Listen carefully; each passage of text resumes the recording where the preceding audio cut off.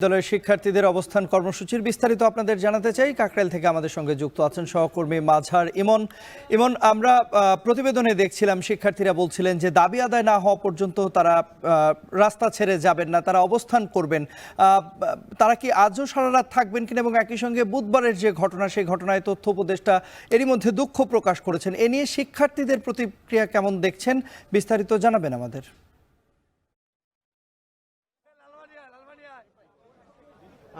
শিক্ষার্থীদের যে অবস্থান কর্মসূচি সেটি কিন্তু একেবারে স্পষ্ট এখনো চলছে। গতকালকে থেকে তাদের যে অবস্থান কর্মসূচি এবং শিক্ষার্থীরা এখন পর্যন্ত কিন্তু তাদের যেই দাবি রয়েছে সেই দাবির পরিপ্রেক্ষিতে তাদের দাবি যাতে মানে সেই বিষয়ে কিন্তু এখনো তারা অনড় রয়েছে, এবং তারা যেটি বলছেন যে সুনির্দিষ্ট বা সুস্পষ্ট তাদের যে দাবিগুলো রয়েছে সেটির পক্ষে যতক্ষণ পর্যন্ত সরকারের তরফ থেকে কোনো বার্তা না আসবে ততক্ষণ পর্যন্ত তারা তাদের যে অবস্থান কর্মসূচি সেটি কিন্তু চালিয়ে যাবে। এবং জগন্নাথ বিশ্ববিদ্যালয়ের শিক্ষার্থীরা এখন যে চিত্র দেখতে পাচ্ছি, তারা কিন্তু শিক্ষকদের সাথে শিক্ষার্থীদের একটি বৈঠক চলছে। তারা কিন্তু তাদের যে অবস্থান কর্মসূচি সেটি নিয়ে তারা তাদের পরবর্তী তাদের কি পরিকল্পনা হতে পারে এবং সরকারের তরফ থেকে যে ধরনের বার্তা আসবে, তাদের সব যেই ধরনের দিক নির্দেশনা রয়েছে সবকিছু নিয়ে কিন্তু তারা এখন আলোচনা করছে শিক্ষার্থীদের সাথে শিক্ষকরা। এবং আমরা একেবারে স্পষ্ট দেখতে পাচ্ছি সকলে কিন্তু তাদের বিভিন্ন ধরনের মতামত দিচ্ছে, গতকালকের যে অভিজ্ঞতা রয়েছে এবং সরকারের তরফ থেকে আসা যে বার্তা সবকিছু মিলিয়ে তারা পর্যালোচনা করছে। এখানে শিক্ষার্থীরা যেটি বলছেন এবং শিক্ষকরাও একই কথাই বলছেন যে দীর্ঘ সময় ধরে জগন্নাথ বিশ্ববিদ্যালয়ের শিক্ষার্থীরা এবং শিক্ষা ব্যবস্থা কিন্তু বৈষম্যের শিকার হয়ে আসছে, এবং শিক্ষার্থীরা যেটি বলছেন তাদের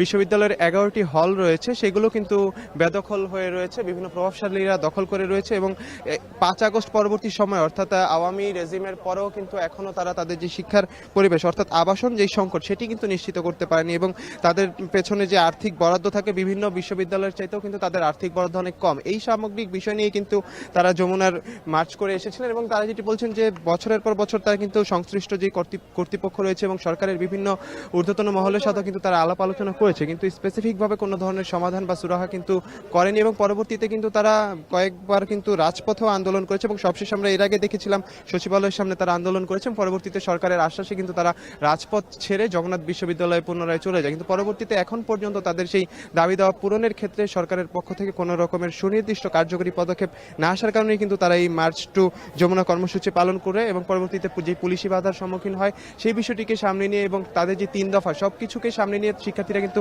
এখন পর্যন্ত অনড় অবস্থানে রয়েছেন তাদের যে দাবি দেওয়া পূরণের ক্ষেত্রে। আমরা এখনো কিন্তু স্পষ্ট দেখতে পাচ্ছি। আর একটি কথা জানিয়ে রাখতে চাই যে গতকাল রাত্রেও কিন্তু শিক্ষার্থীরা এখানে অবস্থান করেছেন এবং এখনও কিন্তু তারা অবস্থান করছেন, এবং এই কাকরাইল মোড় এলাকা ও এর আশপাশে কিন্তু বৃষ্টিপাত শুরু হতে পারে আমরা যতটুকু দেখতে পাচ্ছি। শিক্ষার্থীরা যেটি বলছেন যে বৃষ্টি হোক আর ঝড় হোক যাই হোক তারা তাদের কিন্তু অবস্থান কর্মসূচি চালিয়ে যাবেন। তো রাজধানীর কাকরাইল মোড়ে জগন্নাথ বিশ্ববিদ্যালয়ের শিক্ষার্থীদের অবস্থান কর্মসূচির সার্বিক যে চিত্র সেটি কিন্তু এই ছিল আমার কাছে। এবং শিক্ষার্থীরা যেটি বলছেন যে তাদের একটি স্পষ্ট বার্তা যে সরকারের পক্ষ থেকে এর আগেও বারংবার কিন্তু 5 আগস্টের আগেও তারা কিন্তু আন্দোলনে নেমেছে এবং পরেও সব সময় কিন্তু সরকার পক্ষ থেকে বার্তা দেওয়া হচ্ছে, কিন্তু সুনির্দিষ্ট সুস্পষ্টভাবে শিক্ষার্থীদের কিন্তু জগন্নাথ বিশ্ববিদ্যালয়ের যে বৈষম্যগুলো হচ্ছে সেটি নিরসনে কিন্তু কোনো কার্যকরী ভূমিকা তারা দেখছেন না। তারা যেটি বলছেন যে তাদের কার্যকরী ভূমিকা দেখার আগ পর্যন্ত তাদের যে আন্দোলন বা কর্মসূচি সেটি তারা চালিয়ে যাবেন।